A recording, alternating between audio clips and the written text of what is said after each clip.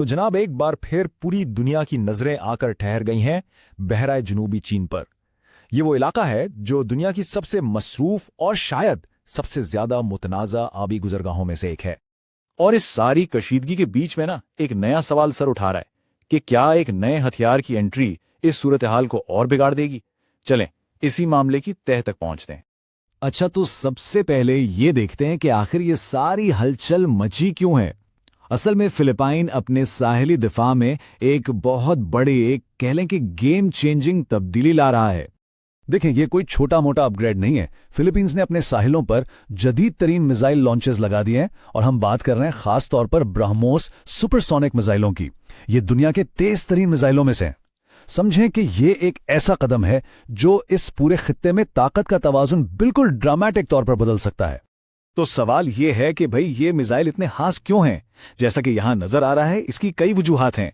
हम एक ऐसी टेक्नोलॉजी की बात कर रहे हैं जिसकी रेंज बहुत जबरदस्त है और निशाना एकदम परफेक्ट। इससे फिलिपाइन को समुद्र में दूर दूर तक हर हरकत पर नजर रखने की एक ऐसी सलाहियत मिल गई है जो पहले नहीं थी।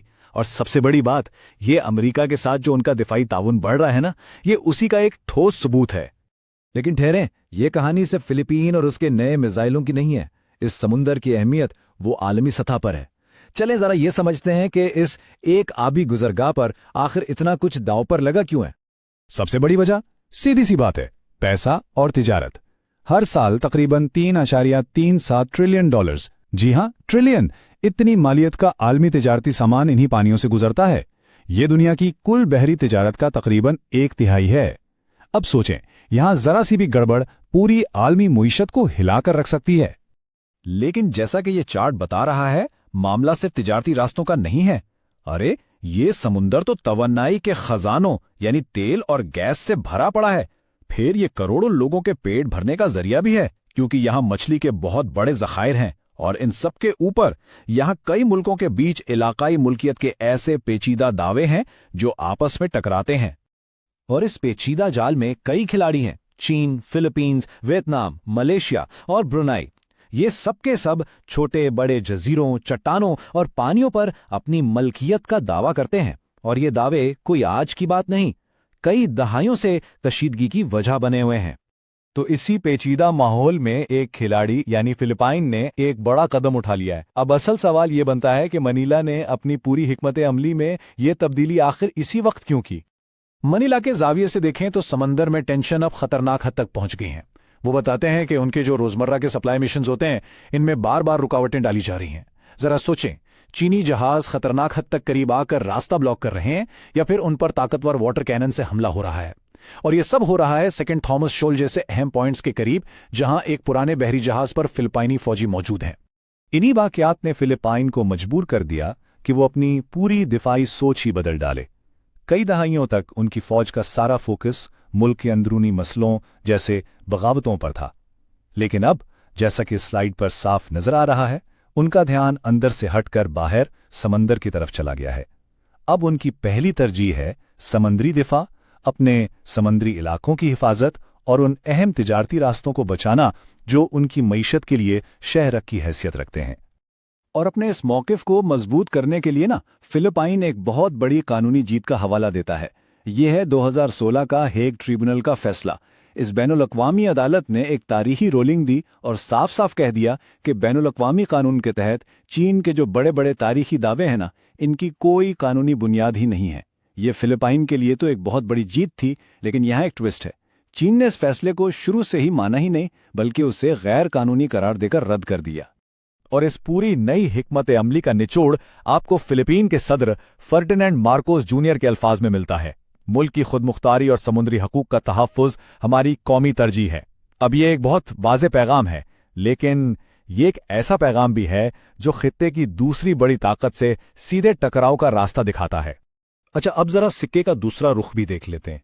मनीला के इन इक़दामात के जवाब में बीजिंग भी अपनी रेड लाइंस, अपनी सुर्ख लकीरें खींच रहा है। तो देखते हैं कि चीन का नुक्ता नज़र क्या है और वो क्या कर रहा है। बीजिंग इस सारी सूरत हाल को बिल्कुल ही अलग एंगल से देखता है।